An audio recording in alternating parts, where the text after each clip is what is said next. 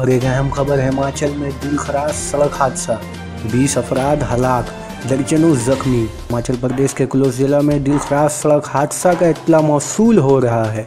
Media रिपोर्टों के मुताबिक बंजार से किलोमीटर आगे भ्योट के नज़दीक एक बस 500 फीट गहरी खाई में गिर गई है। इस हादसा में 20 अफराद को हलाक बताया जा रहा है, जबकि तकरीबन 30 अफराद जख्मी हैं और बस में 50 लोग सवार थे।